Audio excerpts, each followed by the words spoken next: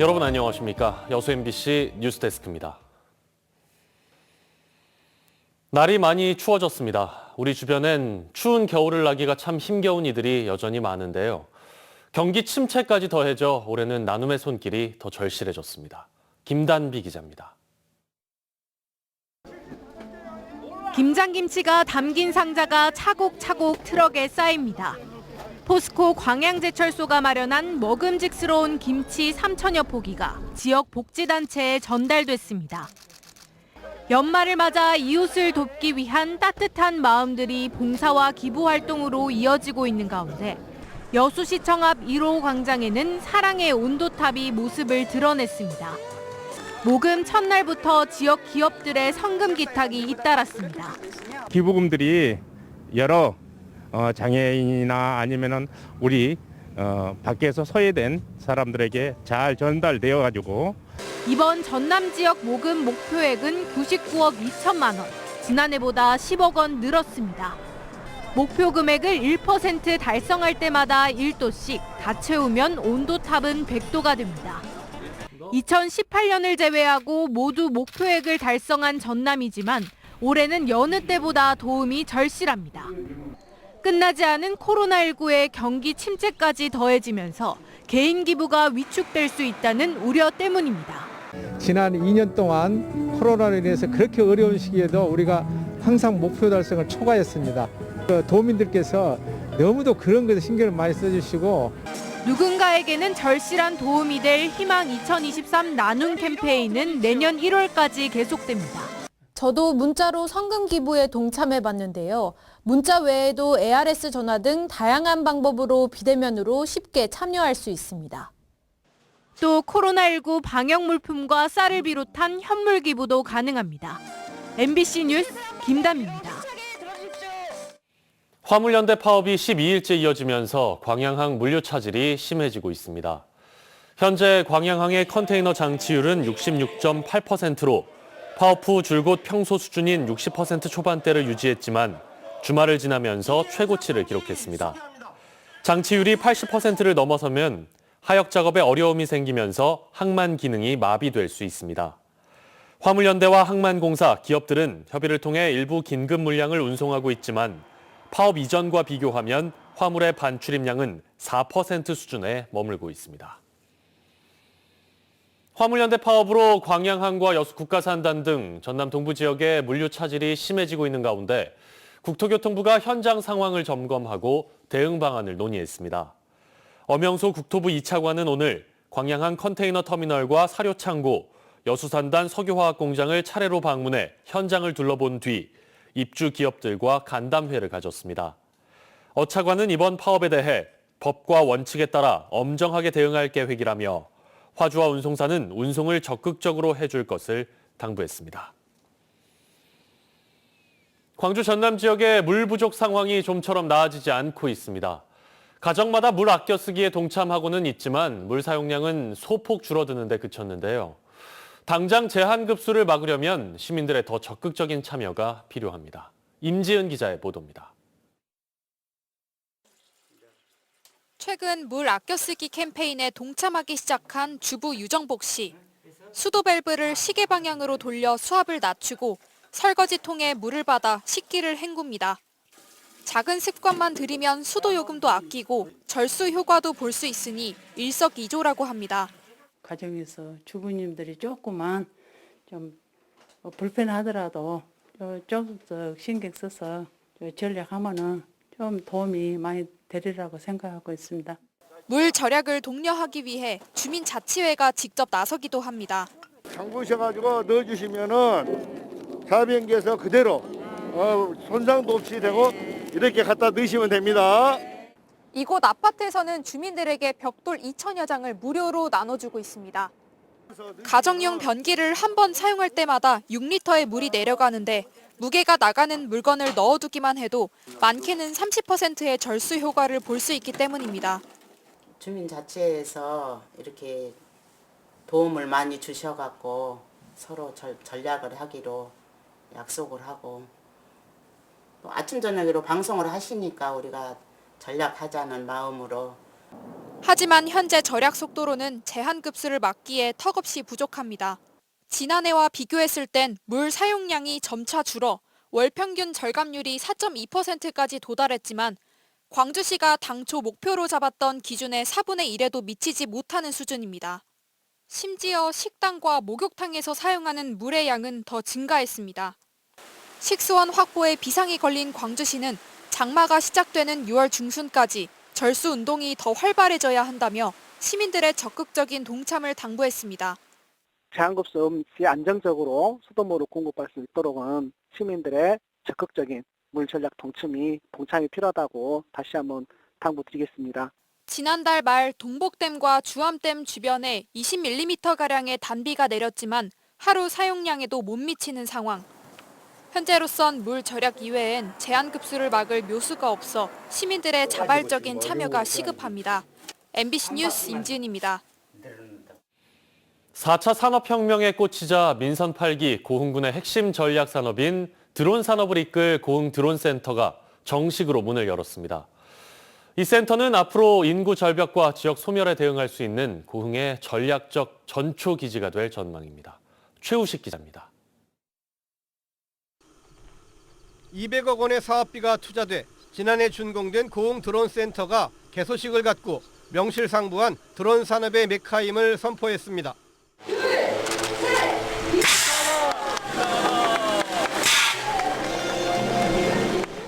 지난 2019년 드론법이 제정된 이후 지역 내 항공우주 기반을 토대로 고흥군이 선제적으로 드론 분야를 선점한 결과입니다. 고흥은 우수한 비행시험 공역과 관련 산업 육성을 위한 최적의 인프라를 갖추고 있고 특히 민선 8기 역점 사업으로 선정한 분야이기도 합니다. 지난 8월 준공 이후에 15개 기업이 입주해 있습니다. 앞으로 7개 기업이 더 유치를 하기 위해서 저희들 열심히 노력을 하겠습니다. 입주 기업과 고흥군이 상생 발전할 수 있도록 군수인 저로서는 많은 지원을 아끼지 않겠다는 말씀을. 이번 개소식에서는 전라남도와 대우건설이 참여하는 KUAM 한국형 도심 항공교통 산업 업무 협약이 체결돼 차세대 미래 교통시장을 선점하는 계기도 마련됐습니다. UAM에 필요한 항로는 대우건설과 캔코아 에어로스페이스가 협업하여서 항로의 안정성을 입증을 하고 저희 투자업체인 아우스트로엑스가 기체 개발을 맡아서 이런 UAM 생태계를 전반적으로 구축할 예정입니다.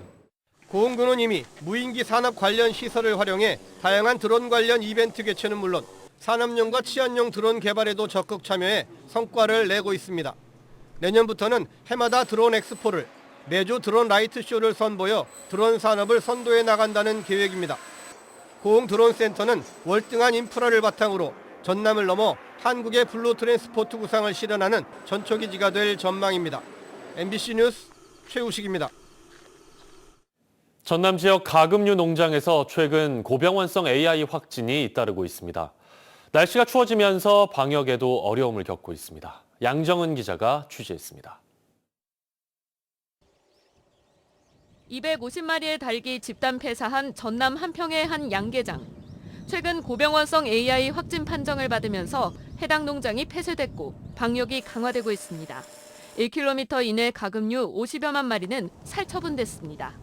인근 지자체인 전남 무안군의 또 다른 농장 역시 집단 폐사한 종오리들이 고병환성 AI에 확진됐습니다. 예년에 비해 조류 인플루엔자 발생률이 빠르고 증가하고 있는 추세입니다.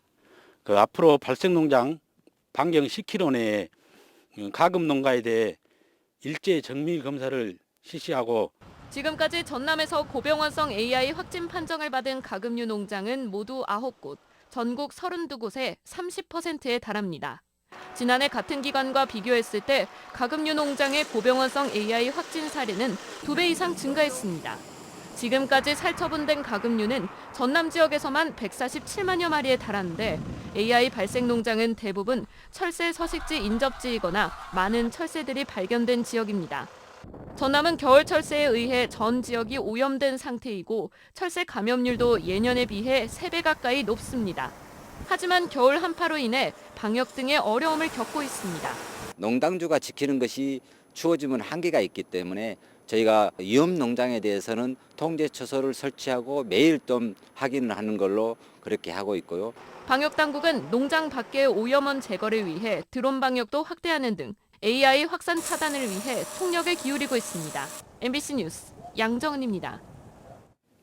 겨울철 코로나19 재유행에 대비해 여수시가 백신 추가 접종을 당부했습니다. 여수시는 코로나19 재유행을 극복하기 위해서는 동절기 추가 접종이 필요하다며 특히 60세 이상이거나 기저질환자 등은 반드시 추가 접종을 해줄 것을 당부했습니다. 백신 접종 집중 기간은 오는 18일까지이고 사전 예약은 질병관리청 사전 예약 시스템이나 여수시 예방접종 콜센터에서 하실 수 있습니다.